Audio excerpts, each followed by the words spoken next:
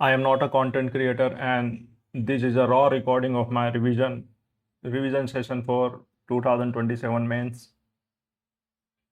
I will start with GS1, like 5 questions of GS1 I will revise, or you can say I will read 5 questions of GS1 now, and thereafter 5 questions of GS2 and then essay. So you will see all these three things in this video. और ये जो answers हैं these are like by me only, ये किसी coaching institute के answer नहीं है. These answers are solely by me. So let's get started. I'm starting with GS1, right? So discuss the salient features of the Harappan architecture.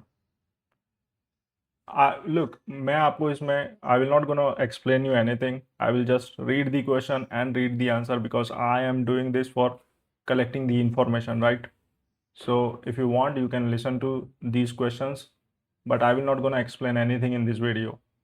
This is not like a teaching class. This is solely for my revision, and if you want, you can listen to it. It will obviously benefit you. Question 1. Discuss the salient features of the Harappan architecture. The Harappan architecture 2600 to 1900 BCE reflects a highly evolved Bronze Age urban civilization characterized by profound utilitarian civic planning, standardization, and sophisticated engineering ahead of its time. Salient features of Harappan architecture. Grid pattern town planning. Cities like Mohenjo-daro were divided into a fortified citadel for public and religious buildings, and a lower town for residential quarters, intersected by roads at right angles.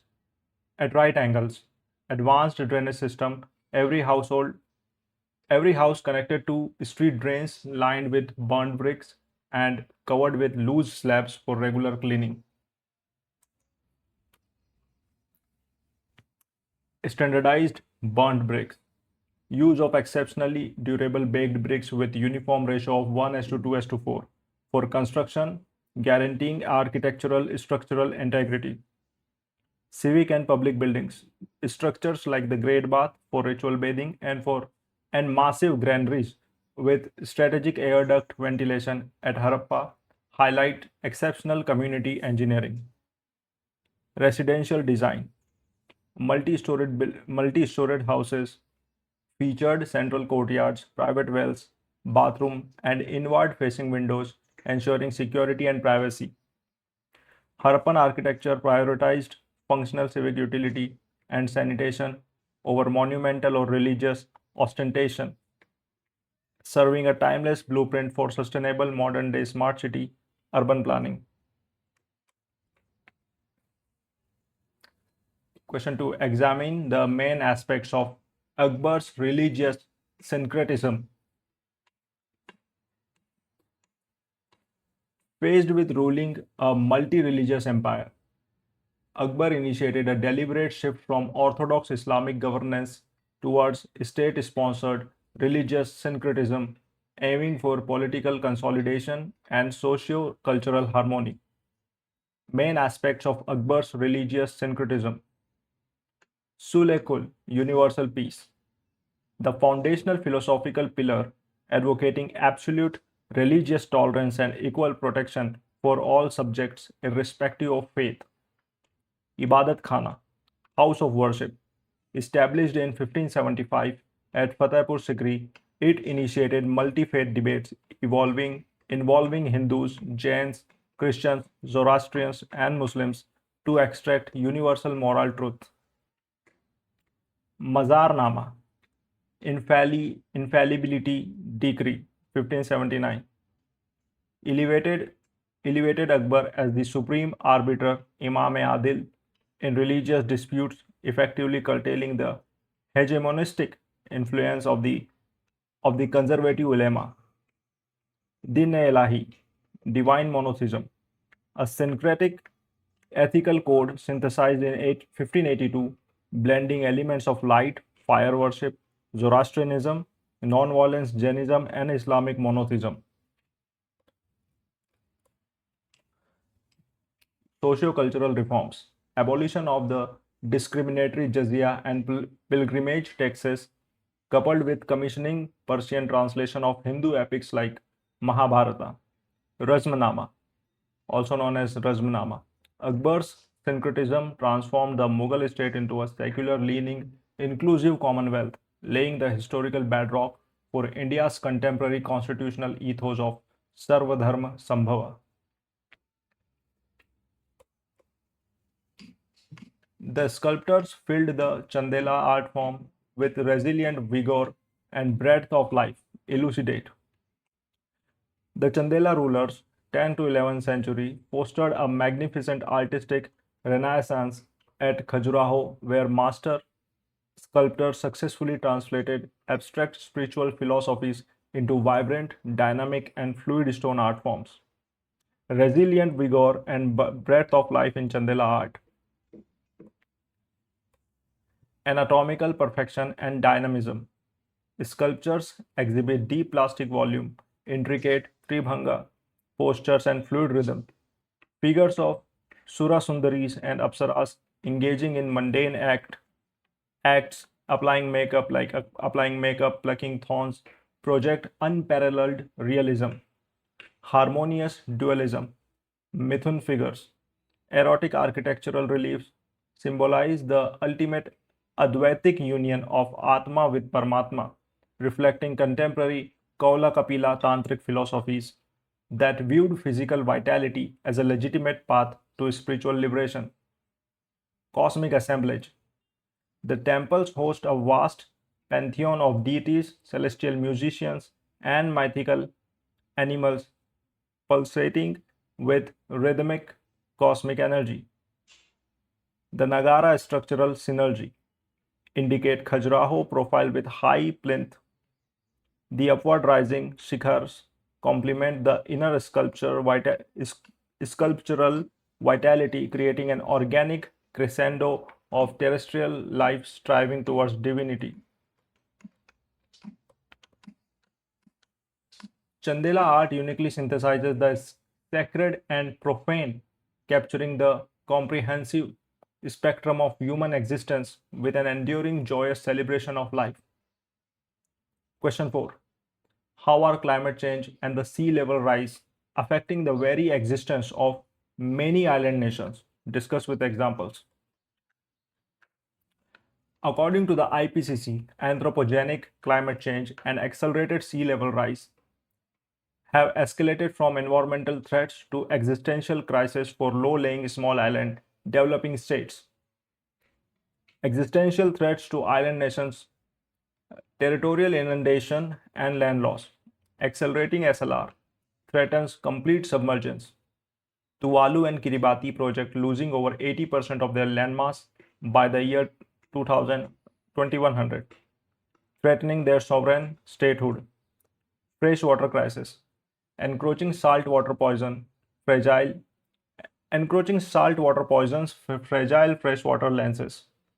In the Maldives, extensive groundwater salinization has severely crippled local agricultural output and drinking water security. Economic collapse. Maritime heat waves trigger widespread coral bleaching, devastating critical fishing and tourism sectors in nations like Fiji and Vanuatu. Forced displacement. Intense cyclones forced displacement, creating climate refugees. Communities in Solomon Island have already relocated permanently inland. You can draw a diagram, like draw a quick conceptual cross section, rising ocean and all this schematic diagram. The plight of a island nation underscore global climate injustice. Urgent global operationalization of the loss and damage fund is imperative to secure their fundamental right to survival. Question 5. What are non-farm primary activities? How are these activities related to physiographic features in India? Discuss with suitable examples. Non-farm primary activities involve the direct exploitation of natural resources, Non-farm primary activities involve the direct exploitation of natural resources, excluding crop cultivation and animal husbandry, primarily encompassing forestry, logging, fishing, and mining. The physiographic relationship with physiographic features of India. Okay, these are the activity and these are the relation. Non-farm activity, marine fishing, linked to physiography, suitable examples. Marine fishing, extensive coastal line with wide continental shelves. High pelagic fish catches along the Malabar and Coromandel coast. Inland fishing, dense river networks, deltas and perennial wetlands. Extensive inland aquaculture in Ganga Brahmaputra deltaic plains. Mining and quarrying, old metamorphosed crystalline Gondwana rock formation. Chota Nagpur Plateau, Jharkhand, Odisha, containing rich iron ore and coal belts. Forestry and logging, high relief, rain-fed mountainous topography, lumbering and medicinal plant extraction in the Western Ghats and the Himalayas. Hence, India's diverse physiography directly dictates the regional distribution and economic viability of non-farm primary activities, necessitating region-specific sustainable resource management frameworks. So we are done with I am done with 5 questions of GS1 and now I'm continuing with GS2.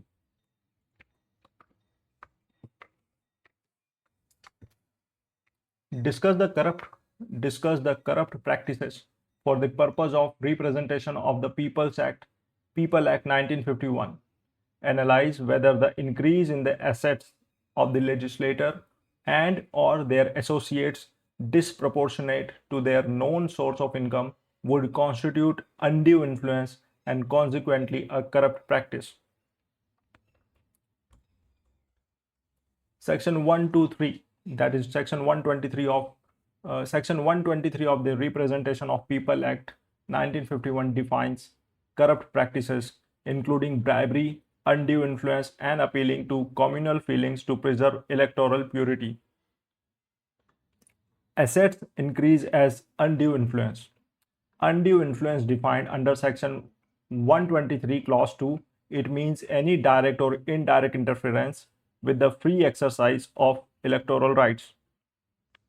Disproportionate asset accumulation. In Lok Prahari versus Union of India, the Supreme Court held that unexplained exponential asset growth of legislators compromises democratic integrity.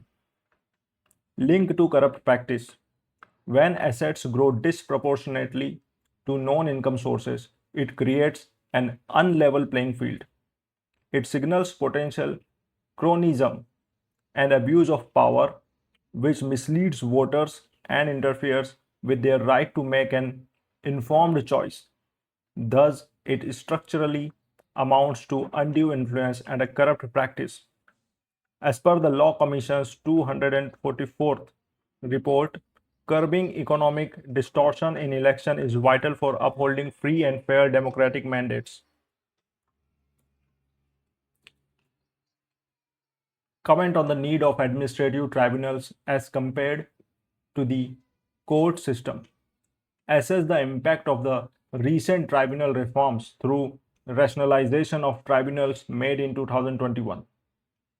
Administrative reforms established under Article 323A and 323B offers specialized, speedy, and cost-effective adjudication, successfully bypassing the procedural delays and heavy case backlogs of the traditional court system. Impact of 2021 tribunal reforms. The Tribunal Reforms Act 2021 abolished several redundant appellate tribunals, transferring their functions directly to high courts to streamline the country's judicial architecture. The positive impacts are that it successfully removed an unnecessary intermediate layer of litigation, accelerated finality in commercial disputes, and rationalized overlapping administrative machineries. It also introduced uniform service conditions via statutory rules. Challenges created. Conversely, it rapidly increased the immediate caseload on already overburdened high courts and raised serious structural concerns regarding executive dominance in selection committees as flagged in Madras Bar Association versus Union of India. As per second ARC recommendations, modern tribunals must carefully blend functional autonomy with technical expertise to ensure accessible justice.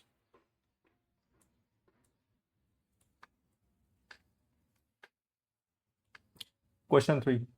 Compare and contrast the President's power to pardon in India and in the USA. Are there any limits to it in both the countries? What are preemptive pardons? The power to pardon reflects executive clemency. In India, it is governed by Article 72, whereas in USA, Article 2, Section 2 of the Constitution empowers the President. Comparative analysis scope. The Indian President pardons offenses against Union laws, court martial sentences, and death penalties. The US President can only pardon offenses against federal laws, excluding state level crimes.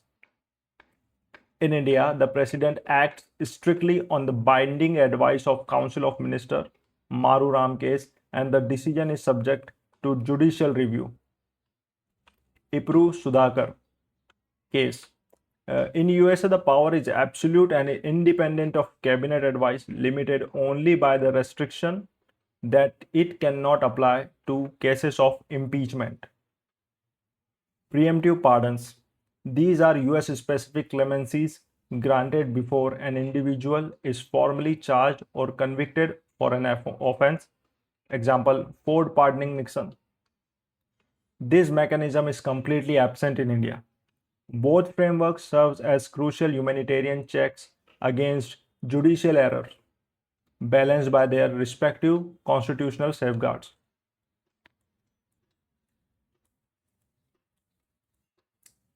Question 4.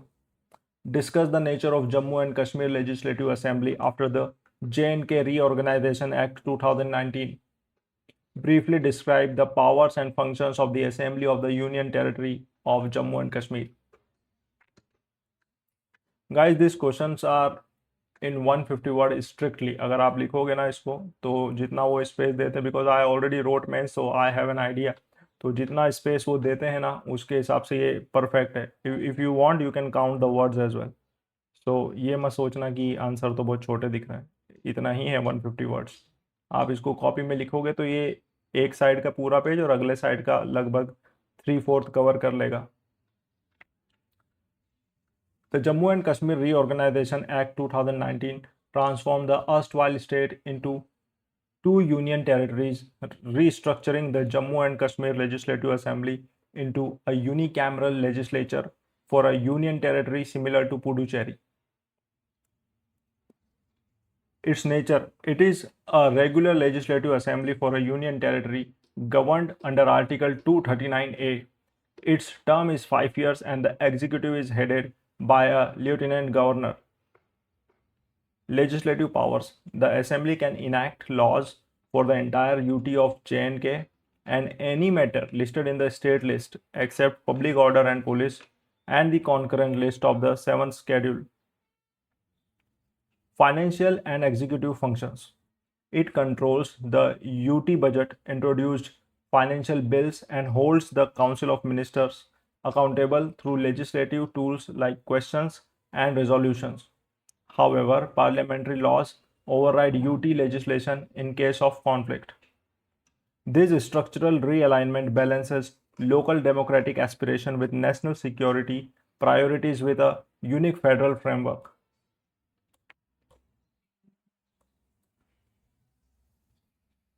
Question 5.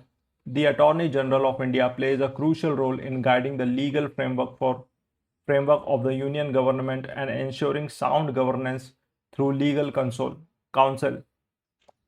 Discuss his responsibilities, rights, and limitations in this regard. Appointed under Article 76, the Attorney General is the chief legal advisor to the Government of India and its primary representative before the Supreme Court, ensuring constitutional governance.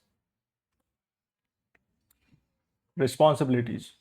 Advises the union government on complex legal matters referred by the President. performs duties of a legal character and handles presidential references under Article 143. Rights possesses the right of audience in all Indian courts. Under Article 88, the AG can speak and participate in proceedings of both the Houses of Parliament or committees, though without voting privilege. This can be a potential prelims question. I think they asked it in previous years. Voting power of Attorney General. Limitation. The AG cannot advise or brief against the government of India. As a public officer who is not a full-time government servant, private practice is allowed, but the AG cannot defend accused person in criminal prosecution without government permission.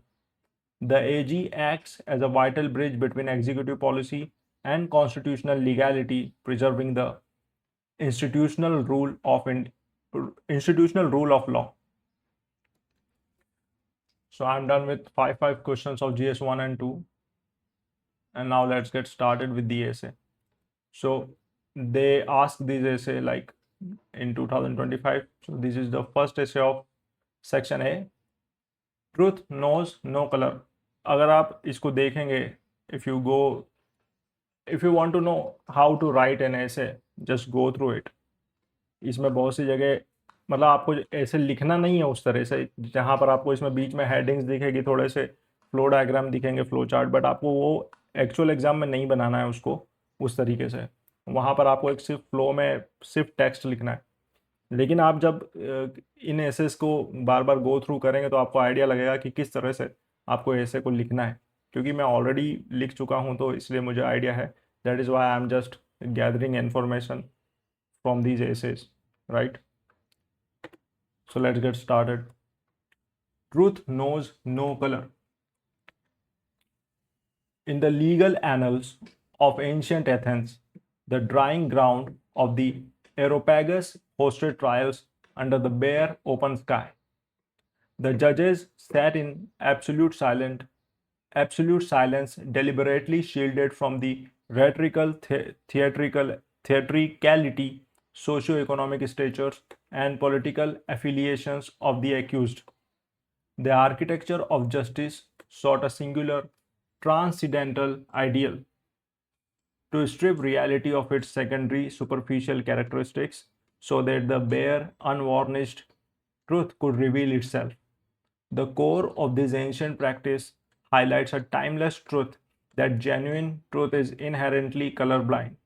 It does not alter its structural nature based on the varying hues of human prejudice, political convenience, cultural variations, or ideological alignments. To declare that truth knows no color is to recognize that objective reality stands completely independent of the subjective lenses through which humanity continuously tries to filter, manipulate, and fragment it. Yet contemporary global society exists in an era of deep fragmentation marked by structural post-truth realities, hyperpolarized echo chambers, and the weaponization of customized identities. In this environment, the pristine, colorless nature of truth is constantly threatened by political spin, cultural biases, and ideological colorings. Society increasingly encounters a fractured spectrum: my truth versus your truth, red truth versus blue truth, and nationalistic narratives clashing with universal realities. This fragmentation creates a profound human dilemma. When truth is forced to take on a color, it ceases to be truth and degrades into propaganda, prejudice, or selective perception. Therefore, it is essential to re-examine the objective core of the truth. We must trace how human history, philosophy, politics, economics, and science have either preserved its colorless purity or suffered deeply by trying to dye it in the temporary colors of opportunistic convenience. I'm talking about this heading. आपको ये नहीं लिखना है. You do not need to write and you do not have to write such headings in the actual exam. This is for understanding because we are practicing. That is why. The philosophical and ontological core, the colorless horizon of reality. To understand why truth knows no color, we must first examine its basic philosophical definition. In classical epistemology, truth is defined by the correspondence theory, which states that a proposition is true if it matches an objective, independent reality. When the ancient Indian sages declared in Rig Veda, Ekam Sat Vipra Bahudha Vadanti, truth is one, though the wise speak of it variedly. They were not suggesting that truth changes its nature. Rather, they were pointing out that while human interpretation can be colorful and varied, the underlying truth remains unified and uncolored. The colors belong entirely to the human observer's eye, not to the object being observed. This idea is beautifully illustrated by Plato's famous allegory of the cave. The prisoners chained inside the cave perceive the shifting, colorful shadows through colorful shadows thrown upon the wall as the absolute truth. These shadows represent the distorted colors of societal convention, unexamined opinions, and sensory illusion. It is only when a prisoner breaks free and climb out into the sunlight that they see the world as it actually exists, illuminated by the pure, clear light of the sun. The sun does not color the landscape, it reveals things exactly as they are. In the same way, the pursuit of truth requires a conscious effort to look past the superficial colors of immediate perception to discover the objective principles underneath. Now, you do not need to go through this flowchart as well. It is just for understanding. The historical dimensions, the heavy cost of colored narratives. Throughout history, whenever societies have tried to color the truth to match their prejudices, the results have been disastrous. Totalitarian regimes throughout the 20th century provide clear warnings of this danger. In the Soviet Union, the state rejected traditional genetics because it did not align with communist ideology. Instead, they embraced proletarian science led by Trofim Liensko. This politically colored version of biology ignored objective reality, resulting in terrible agricultural failures and widespread famine that cost millions of lives. The state tried to force biology to follow a specific ideological color, but nature refused to comply, showing that objective truth cannot be banned by political willpower. Similarly, the dark history of colonialism shows how powerful nations colored truth to justify global exploitation. European empires created the pseudo-scientific theory of scientific racism using distorted biological narratives to claim that white Europeans were naturally superior to other races. This colored truth was used to justify the theft of resources and the subjugation of millions across Asia, Africa, and the Americas. By the time the world recognized this narrative as a self serving lie, centuries of exploitation had already occurred. History shows that whenever truth is dyed in the colors of human arrogance or greed, it leads directly to institutional oppression and human suffering.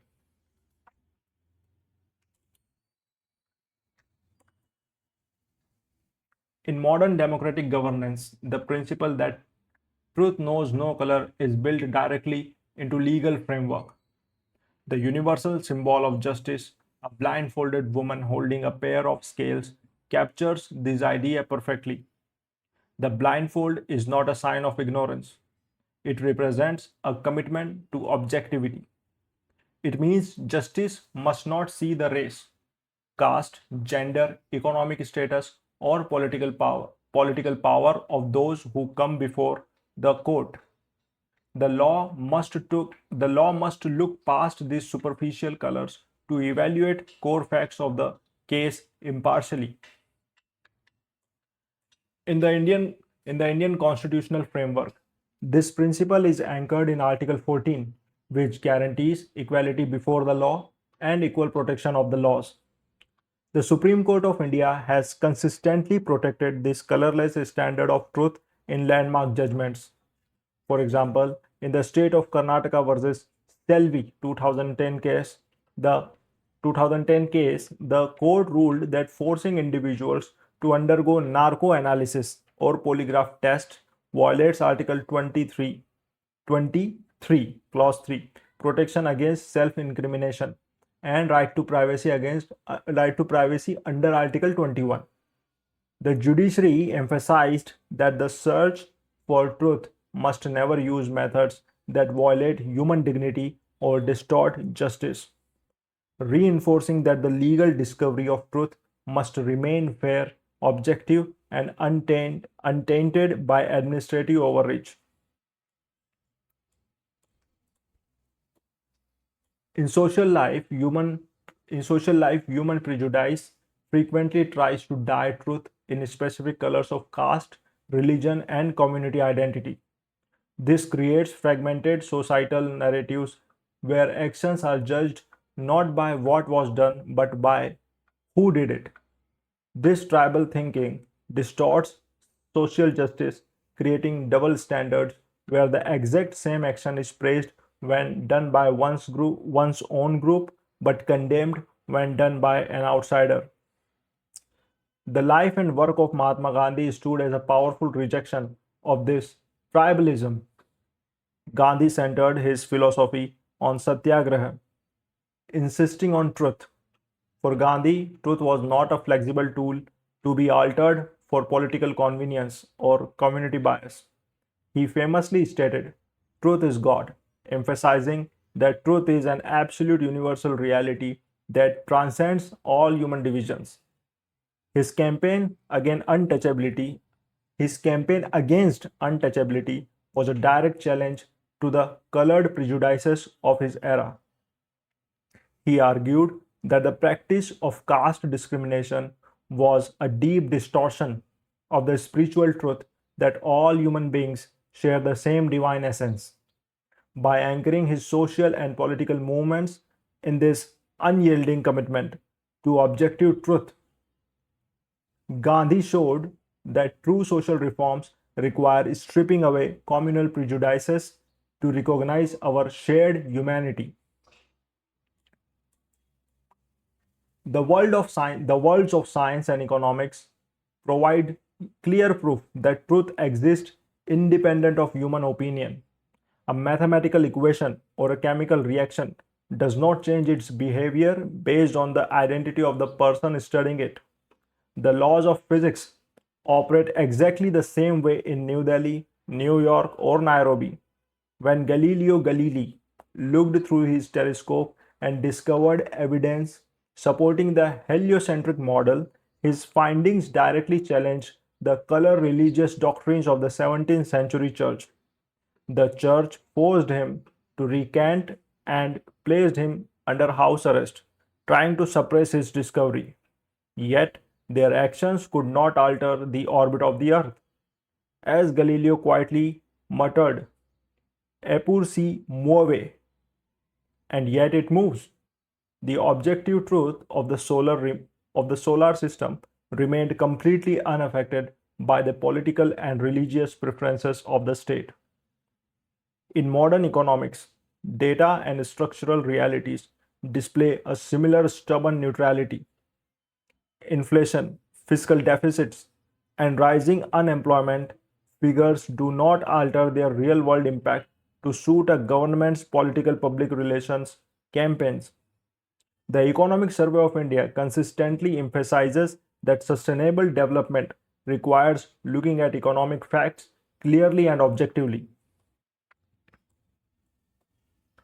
If a nation ignores real data on rural distress or rising economic inequality, no amount of polished rhetoric can prevent the resulting structural slowdown. Market forces and economic realities eventually expose any attempt to color the data, proving that long term prosperity can only be built on a foundation of unvarnished economic facts. In the modern digital age, preserving the colorless nature of truth has become an increasingly difficult psychological challenge. The rise of social media, the rise of social media algorithms has created powerful echo chambers that cater directly to our cognitive biases. These platforms are designed to feed users information that confirms their existing political and social views, trapping individuals in customized realities. In this environment, truth is frequently colored by our emotional preferences. People are drawn to stories that make them feel validated, regardless of whether those stories are factually accurate.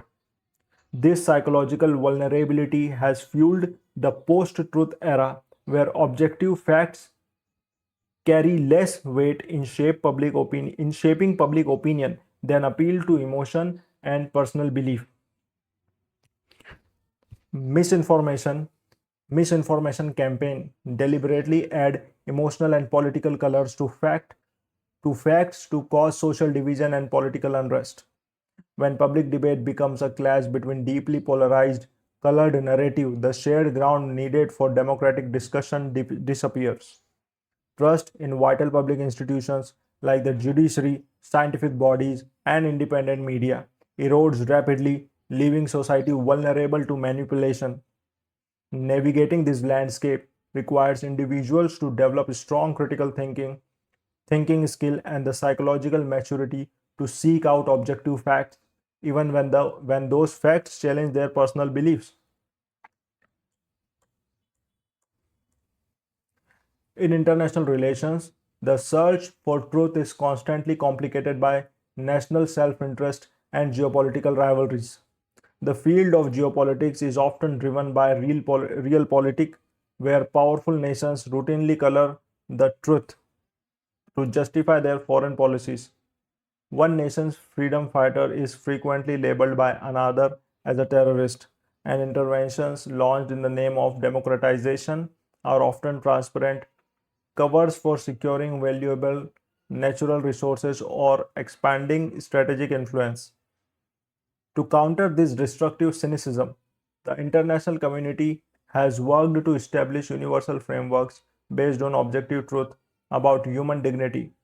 The Universal Declaration of Human Rights UDHR and the United Nations Sustainable Development Goals represents collective efforts to rise above national biases.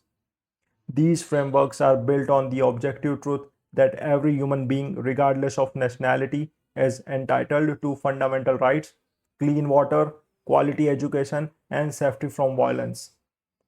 When nations gather at forums like the UN General Assembly or the IPCC climate summits, long-term success depends entirely on their willingness to face global truth objectively, such as the reality of climate change, rather than viewed through the narrow lens of short-term national advantage.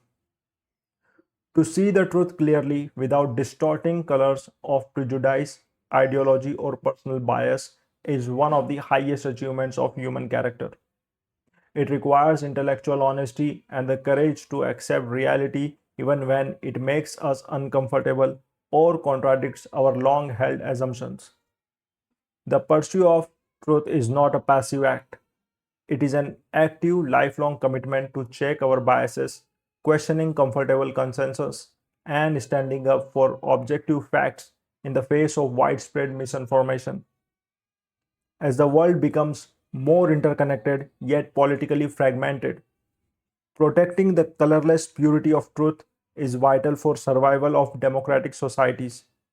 We must deliberately strengthen our public institutions, safeguard the independence of the judiciary, support free and rigorous scientific inquiry, and cultivate a public culture that values objective evidence over emotional rhetoric. The timeless insight of Rabindranath Tagore's Gitanjali remains our best guide for the future, a vision of society where the clear stream of reason has not lost its way into the dreary desert sand of dead habit. By keeping the stream of human reason clear and uncolored, we ensure that truth remains the steady, reliable foundation for human progress, justice, and universal unity.